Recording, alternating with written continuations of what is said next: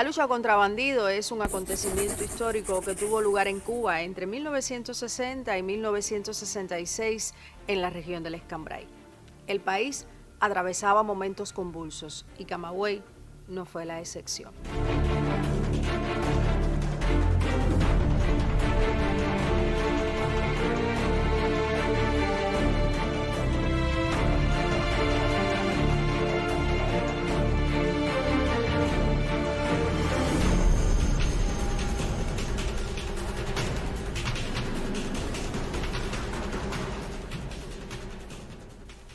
Se había producido la traición del máximo jefe militar Uber Matos y la Dirección de Investigaciones del Ejército Rebelde decide crear el DIFAR para enfrentar al enemigo que ya se estaba haciendo sentir. Por aquí empiezan las señales de lucha. Deben haber sido como una docena aproximadamente. Por allá también hay manchas de sangre.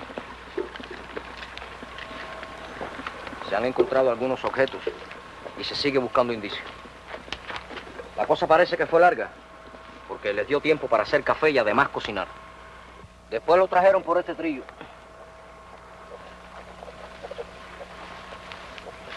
Luego cayó al suelo. Después lo arrastraron por todo esto, hasta el árbol.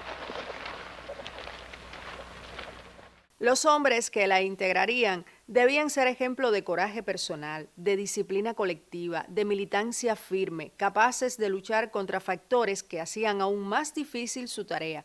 Por ejemplo, el desconocimiento de la ciudad o las escasas y rudimentarias nociones técnicas y operativas. Hoy en Memorias, la lucha contra bandidos en Camagüey.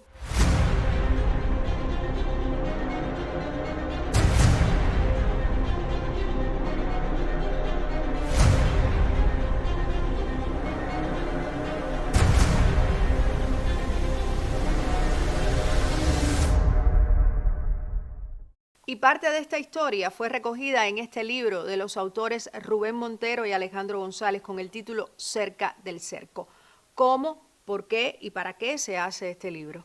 Mira, la primera vez que el teniente coronel Rubén Montero Hernández me habló de este proyecto fue en el año 1988. Hacíamos un viaje hacia la provincia de Santi Espíritu, específicamente hasta el municipio de Trinidad, donde iba a ocurrir el segundo encuentro de talleres literarios aficionados del Ministerio del Interior, en el que trabajábamos ambos. Ahí, en el carro, durante el trayecto, me comenta de este libro y me dice que él tenía mucho interés en que yo lo asumiera, porque él no era escritor.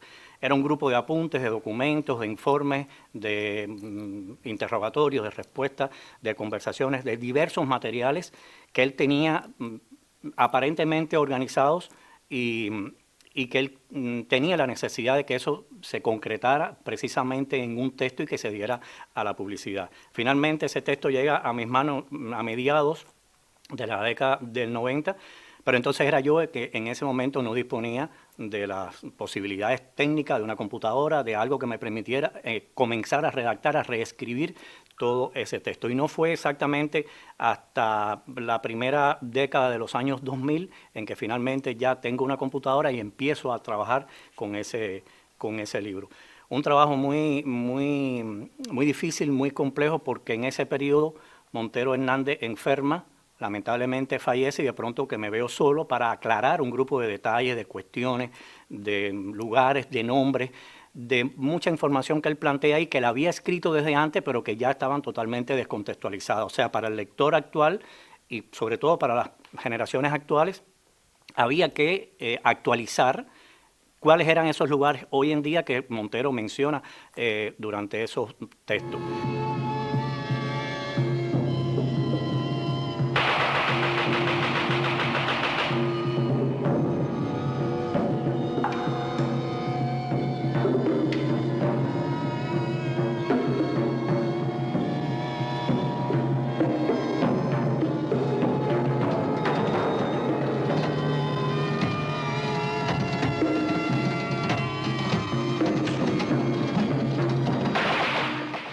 Una precisión. Al noroeste de la antigua provincia de Camagüey, en los límites con las villas, entre los poblados de Yaguajay y Morón, están las mayores elevaciones topográficas de la zona.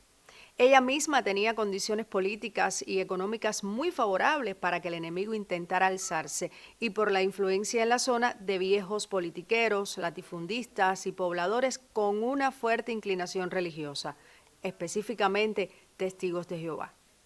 Era un terreno fértil para la contrarrevolución.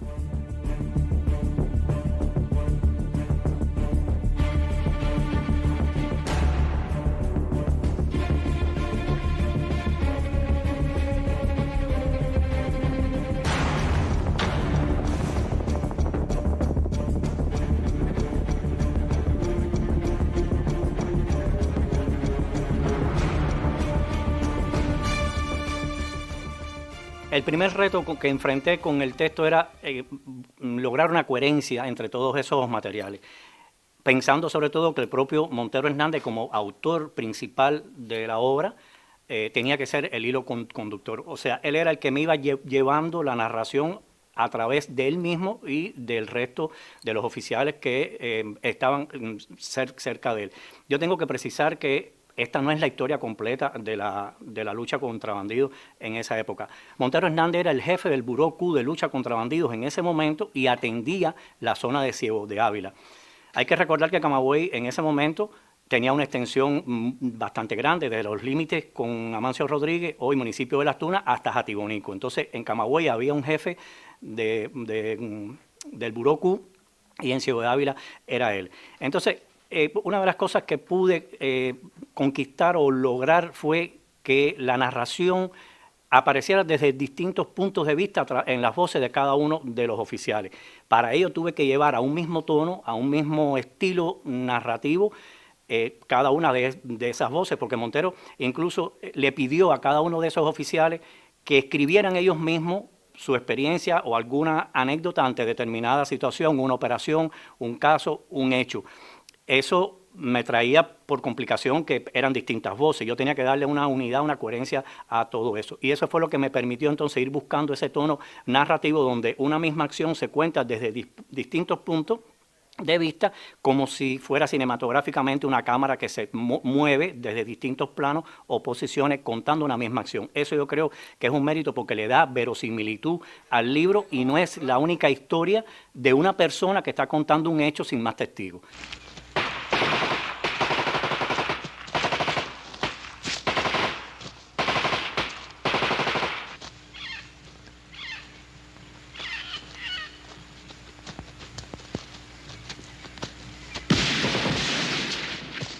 El panorama empieza a tornarse favorable para el trabajo de contrainteligencia en las zonas en que ya es evidente la presencia enemiga. Por ejemplo, el MRR, Movimiento de Recuperación Revolucionaria, una organización contrarrevolucionaria del municipio de Florida, insiste en mantener la ayuda material a las bandas y al alzamiento de otros 9 miembros. Son golpeados una y otra vez por la actividad de inteligencia de los oficiales Eliselio Palenzuela y Jesús Pérez Centeno. Aquí no se va a acabar nada. Eso depende de lo que se haga. Porque asaltando guaguas y tiroteando yipis, yo no veo que la cosa camine. ¿Y cómo usted cree que camine? Los americanos no van a dejar que esto se acabe así como así. Mira, lo que a los americanos les interesa es que se acabe el comunismo en Cuba. Y para ello meterse aquí necesitan que aquí suene algo gordo, pero muy gordo. Y yo no creo que el escambray vaya a sonar más de lo que ya sonó cuando giró. Usted está hablando bien. Sin embargo, la actividad enemiga no cesa. Pasada una semana de ser neutralizada el intento en Florida, otro grupo intenta alcanzar la Sierra de Cubitas y en un encuentro sostenido con las milicias resulta muerto el bandido Rafael Montejo, alias El Colorado, en la finca La Loma del Central Senado y capturado otros 2.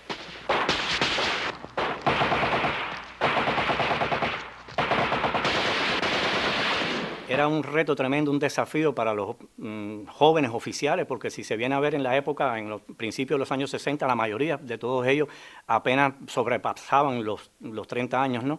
Y cómo tuvieron que enfrentar a una serie de movimientos y de agrupaciones contrarrevolucionarias financiadas por la Agencia Central de Inteligencia, pero también respaldada, apoyada por la contrarrevolución interna, por la aristocracia que todavía estaba muy presente en la sociedad cubana y camagüeyana, pero también el apoyo que recibieron de una parte, no de toda, como es obvio, del campesinado, por temor, por amenazas, por presiones de todo tipo, y al que se oponía o al que hacía determinado tipo de resistencia, pues sencillamente era víctima de asesinatos y de torturas y eso. Hay un caso muy triste que es el asesinato de un padre y un hijo en Sierra de Cubita, que realmente son de las páginas que yo nunca hubiera querido reflejar, pero una realidad histórica. Y así hubo muchos atropellos, muchas torturas, muchos incendios de instituciones de la agricultura, de cañaverales, de disímiles, acciones siempre con el apoyo desde el exterior, sobre todo, como te decía, de la Agencia Central de Inteligencia.